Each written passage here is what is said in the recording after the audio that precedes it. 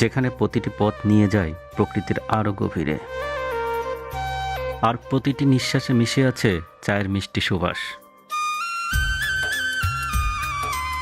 বাংলাদেশের এক কোণে যেখানে সবুজের শেষ নেই, সেই স্বপ্নময় জায়গার নাম শ্রীমঙ্গল।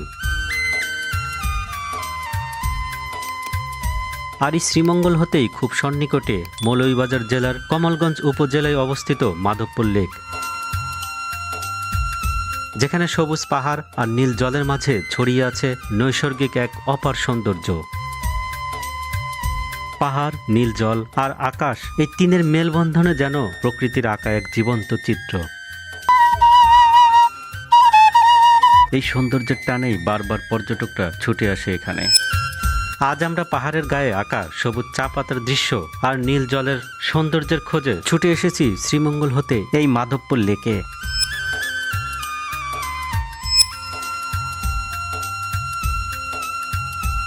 তো দর্শক, মাধবপুর লেকের সৌন্দর্য উপভোগ আর ইতিহাস জানতে থাকুন আমাদের সাথে।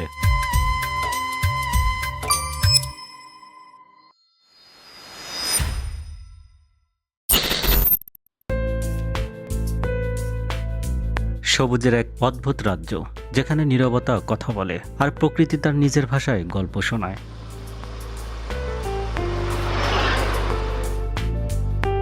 বাংলাদেশের চা রাজধানী শ্রীমঙ্গল থেকে আমরা রওনা দিচ্ছি এক লুকানো স্বর্গের খোঁজে, যার নাম মাধবপুর লেক, যার অবস্থান মৌলভীবাজার জেলার কমলগঞ্জ উপজেলায়। এটি কমলগঞ্জ উপজেলা হলেও শ্রীমঙ্গল হতে খুবই কাছে। সকালের কোমল আলোয় জেগে ওঠে শ্রীমঙ্গল শহর।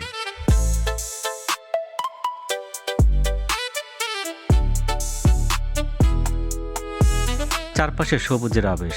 এই শহর শুধু চায়ের জন্য নয়, প্রকৃতি প্রেমীদের জন্য এক স্বপ্নের জায়গা।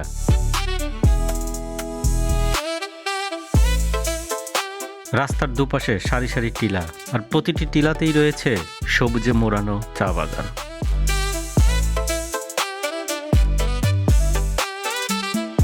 রাস্তার পাশে চায়ের দোকান, ধোয়া ওঠা কাপ।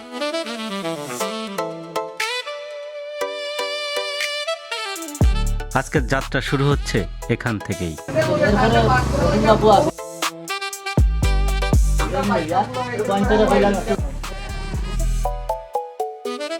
শহর ছাড়িয়ে যখন আমরা এগিয়ে যাই, চারপাশে বদলে যেতে শুরু করে।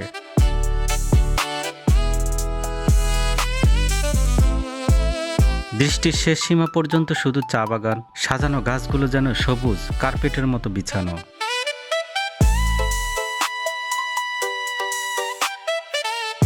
এই চা বাগানগুলোই শ্রীমঙ্গলের প্রাণ, যেখানে প্রতিদিন হাজারো শ্রমিক তাদের জীবনের গল্প বুনে চলে।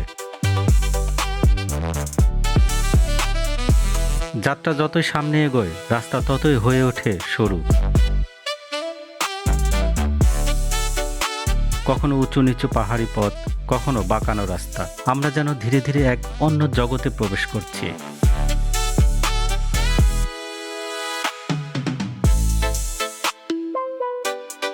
কমলগঞ্জ উপজেলার মাধবপুর ইউনিয়নে পত্রখোলা চা বাগানে লেকটির অবস্থান। এটি মৌলভীবাজার শহর থেকে প্রায় 40 কিলোমিটার দক্ষিণে ও শ্রীমঙ্গল থেকে 10 কিলোমিটার পূর্বে অবস্থিত।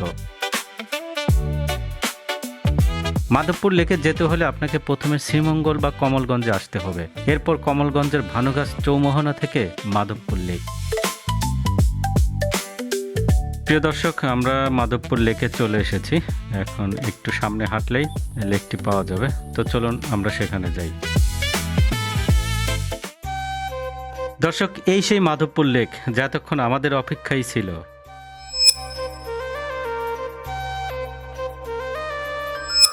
মাধবপুর লেক মূলত একটি কৃত্রিম জলাধার। চারিদিকে পাহাড়, আর পাহাড়গুলোর মাঝখানে বাঁধ দিয়ে তৈরি করা হয়েছিল এই লেক, যা তৈরি করা হয়েছিল চা বাগানে পানি সংরক্ষণের জন্য।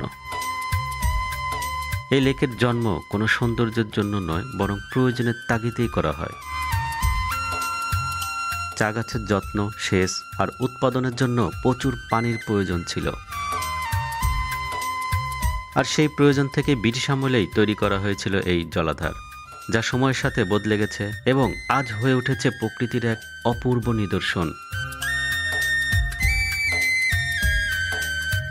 লেকটির পানি শান্ত, স্বচ্ছ। এখানে রয়েছে বিভিন্ন প্রজাতির মাছ, পাখি এবং জলজ উদ্ভিদ। বর্ষাকালে লেকটি হয়ে ওঠে আরও প্রাণবন্ত, আর শীতকালে এখানে আসে অতিথি পাখি।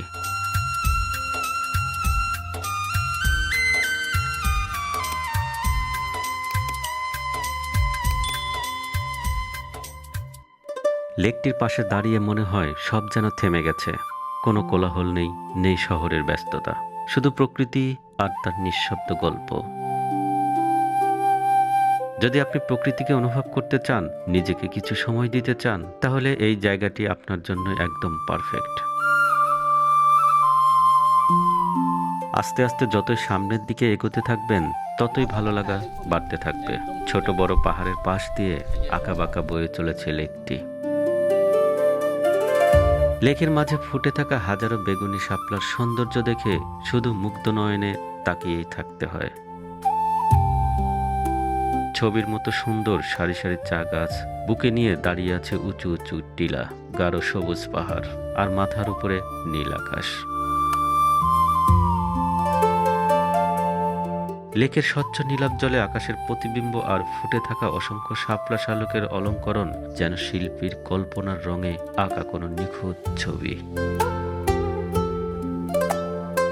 চারিদিকে সুউচ্চ পাহাড়ের মাঝখানে অবস্থিত লেকটি তার অপূর্ব রূপের মায়া ছড়িয়ে বসে আছে চুপচাপ।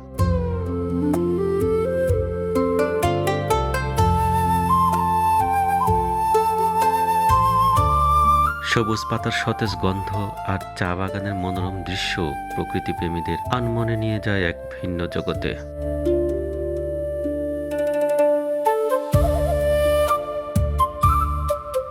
মাধবপুর লেকটি যেন প্রকৃতির আপন খেয়ালে গড়া এক নৈসর্গিক সৃষ্টি।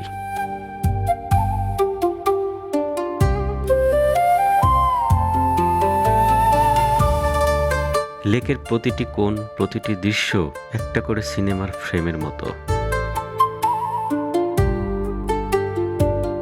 প্রিয় দর্শক, আপনি যদি এখানে ঘুরতে আসতে চান, তাহলে সকাল বা বিকেলের সময়টাই সবচেয়ে সুন্দর, কারণ তখন আলো আর আবহাওয়া দুটোই থাকে একদম পারফেক্ট।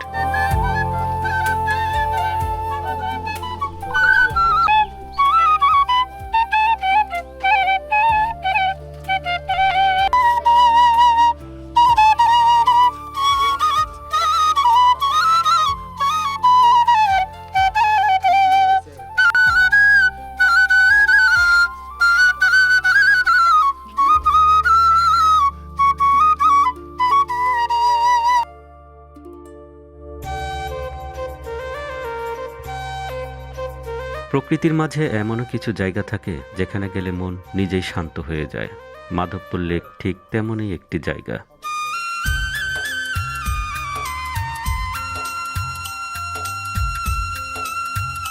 প্রিয় দর্শক, ভিডিওতে আজকে এ পর্যন্তই। আবার দেখা হবে নতুন কোনো ভিডিওতে। ভিডিওটি ভালো লেগে থাকলে লাইক ও শেয়ার করুন। আর আপনি যদি আমাদের চ্যানেলে নতুন হয়ে থাকেন, সাবস্ক্রাইব করে পাশে থাকার অনুরোধ রইল।